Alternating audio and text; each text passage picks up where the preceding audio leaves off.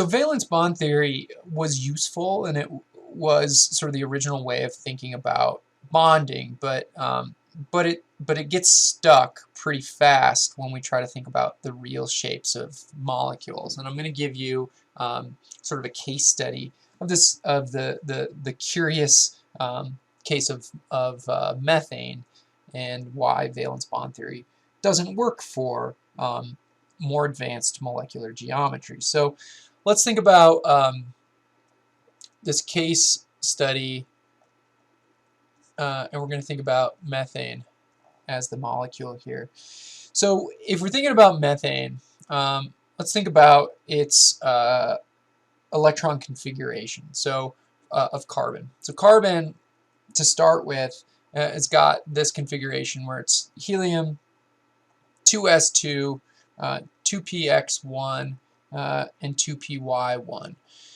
Don't be confused by this. If I haven't mentioned this already, this is the same as 2p2.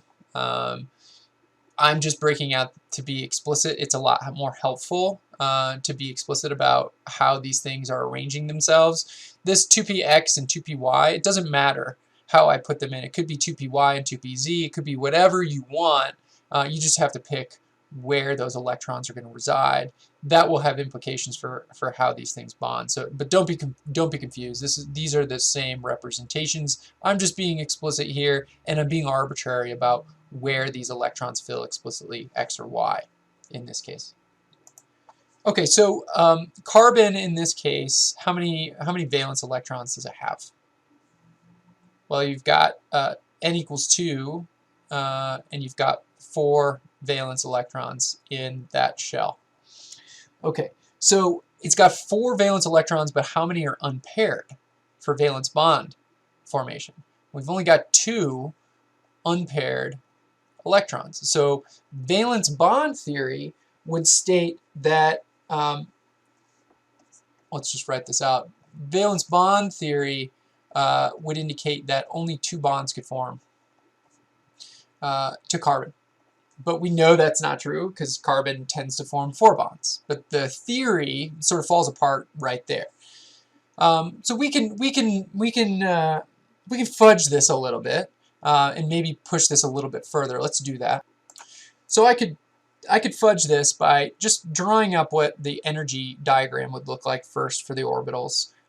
Just starting with the 1s orbital, that's going to be the lowest in energy. The 2s orbital is going to be the next lowest in energy, and then the 2p orbitals, the next highest there. And I could take these and fill them up with the electrons from the electron configuration. The 1s is full. I don't even have that written here, but that's the same as the helium closed cell configuration. I've got 2 electrons in the 2s, and then I've got 1 electron in each of these orbitals. And we can call this carbon, we'll call it the ground state.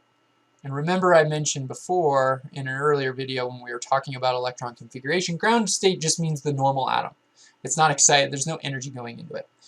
So we could fudge valence bond theory and maybe get around this issue that there's only 2 unpaired electrons by somehow creating a scenario where maybe we take one of these electrons and we move it up to here, which would then create 4 individual electrons. And so what that would look like is it's the same orbital energies, right? We're not changing the energies themselves at all, but maybe we've got electrons that are arranged like this because we took and we popped that 1 electron up here, right?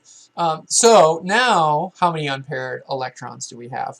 And we'd call this the maybe an excited state of carbon, because we'd have to put this amount of energy into some electron to get it up here. It's not important exactly how that is, sort of semantics at this point, but we're just fudging it a little bit. We're saying, well, maybe this could occur, right? We could push an electron up to that excited state. Then we're maybe back in business with thinking about valence bond theory as a way to form these bonds. What we know already about methane, CH4, is that if we draw its Lewis structure, right, it's going to look like this. If we draw its three-dimensional structure, we know that it has 4 charge clouds and it has 4 bonds, which means it's going to take on this tetrahedral type structure, right? So this is the tetrahedral version of this. And what do we know about the bond angles for a tetrahedral structure that's fully symmetric like this? They're all going to be 109.5, right? It's fully symmetrical. Every bond angle is 109.5. So let's go back to this picture here of the excited state of carbon, this sort of fudge factor to try to get valence bond theory to work. Well, if this is truly going to work, then we would need hydrogen to come in here. Hydrogen's got that 1 electron, which means we could have 4 of these hydrogens, and hydrogen could come in and take that electron and fill 1 there. It would fill 1 there to make pairs. It would fill 1 there to make pairs, and it would fill 1 there to make a pair. This being the 1s, the 2s, and the 2p.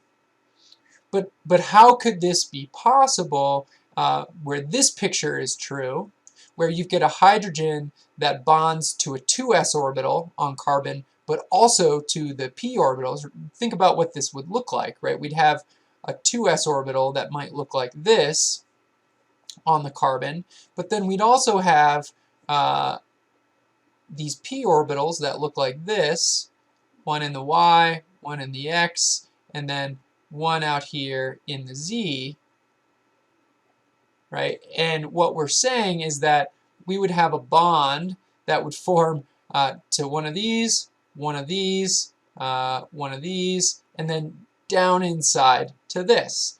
How do we get to 109.5 knowing that this bond distance would be very different here when we bond to the 2s orbital than it would be to these 3 to the p orbitals?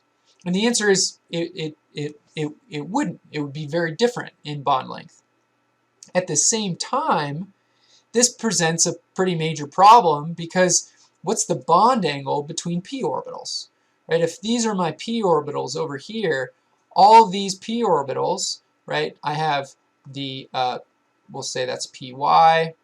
I'll have px, and then I have my pz coming into and out of the plane. The angle between all of these is going to be 90 degrees, which would mean my hydrogen bonds to each of these things would be 90 degrees, and then who knows where the bond would be to this 2s. So it falls apart from multiple angles, literally multiple angles, meaning that the bond angle here would be 90 degrees instead of 109.5, and the bond lengths would be different whether or not the hydrogen was bound to the 2s orbital or the 2p valence orbital. And so this is really the curious case study of CH4 that led this early chemist, Linus Pauling, who then won a Nobel Prize for this theory. He said that's not possible. So models are models. They're not fact. They're just simple ways that scientists try to rationalize the physical world. And he said, well, valence bond model, it's not good because it doesn't explain methane and the molecular geometry that we already know and we've already measured. So we need a new model. Okay, so this guy, Linus Pauling, comes in. This is about 1930. Pauling, and this is actually 1931 approximately.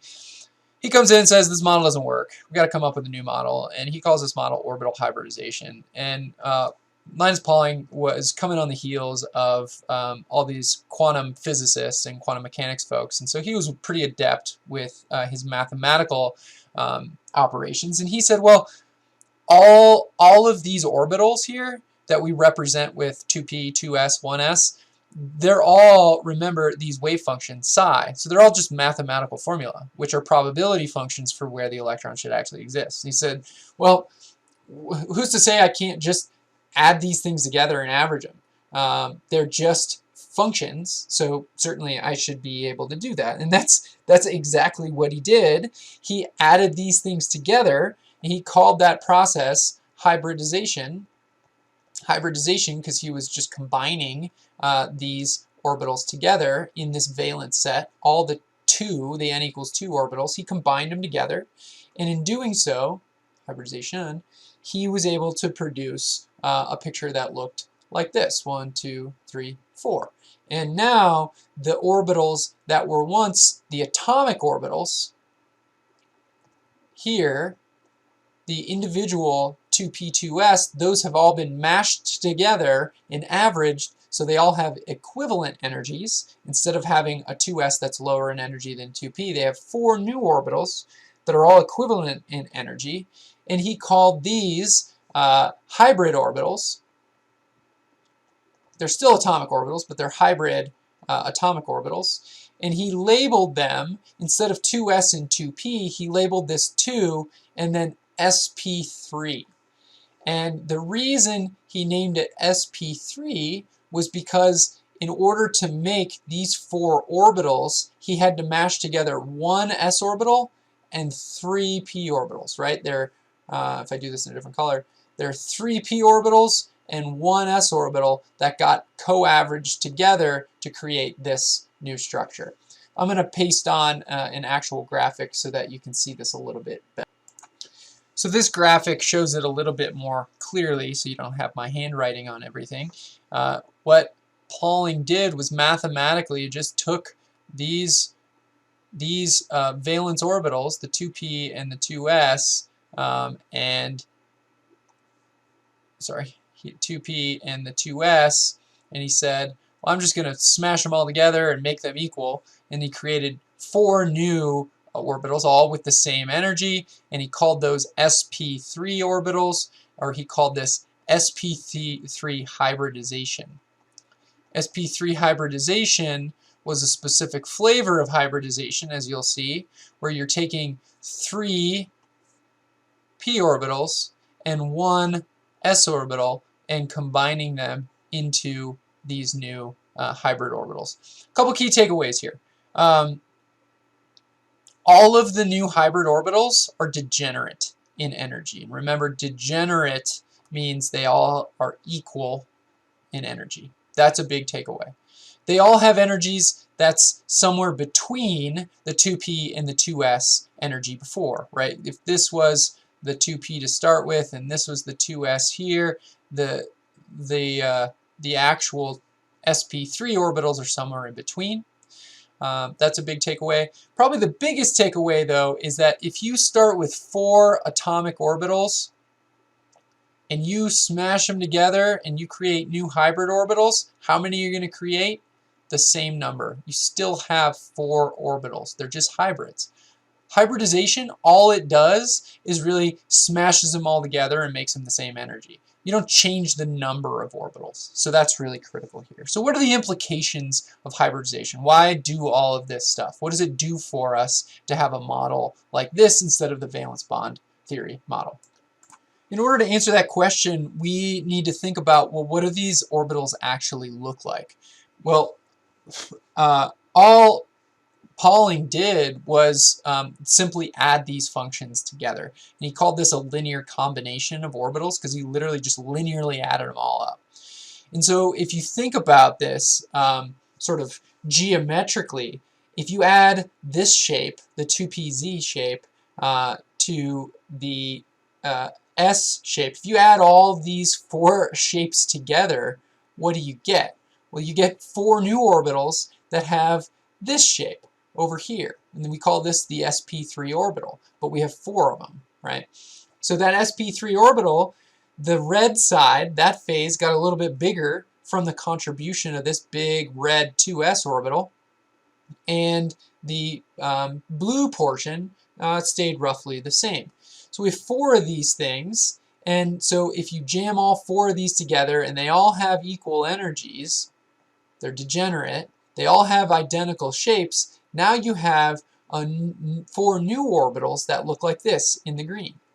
So you went from a molecular structure that had a 2s orbital at the center, and then it had, you know, 1 dumbbell along the y-axis, another dumbbell along the x-axis, and then another dumbbell along the z-axis. you smashed them all together, you averaged them up, you made them all the same energy, and you took the linear combination of those shapes, and now you've got 4 new orbitals that look like that, the ones that are located in green. So now you've got 4 orbitals. Those are things that house those negative electrons. So if you've got 4 orbitals with electrons in them, what's the furthest that 4 objects can get away from each other in space? We just got done learning about this, right? If you have 4 objects getting as far away from each other in space, they're going to take on a tetrahedral shape. Coincidentally, what is the shape of the methane molecule? Well, it turns out to be 4 charge clouds, all oriented away from each other at 109.5 degrees, as far apart that 4 objects can get in space, and we also have the tetrahedron.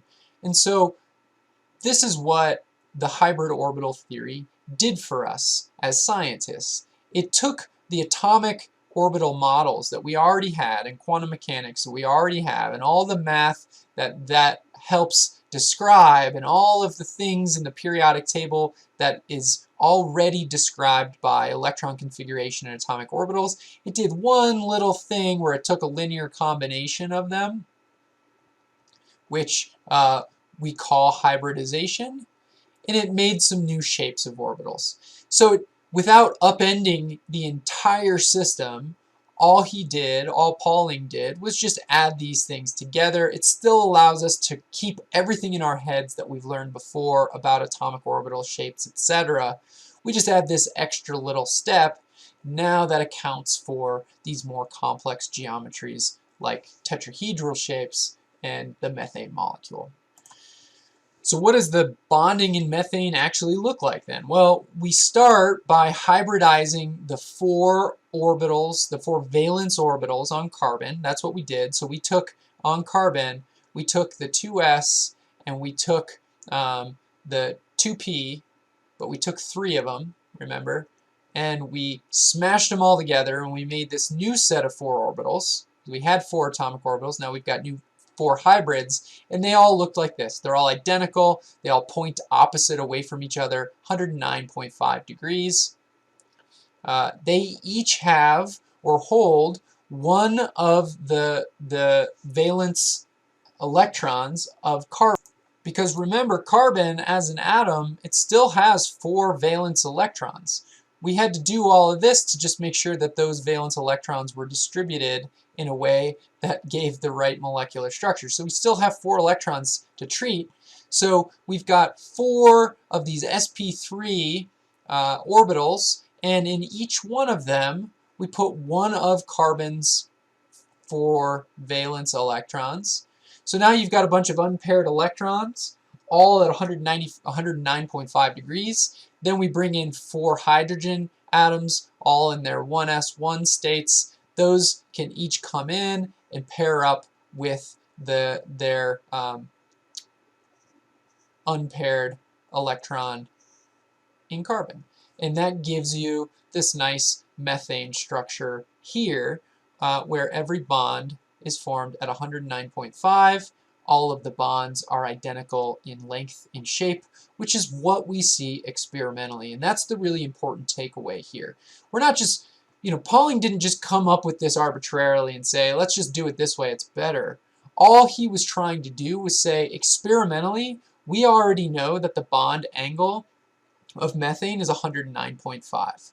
So something about the model before, that bonding model, just didn't work. And so he was able to mathematically show that if we just combine all these orbitals, that's probably more realistic than it would be if we just kept the individual atomic orbitals, which didn't give us the right shape or bond lengths in methane.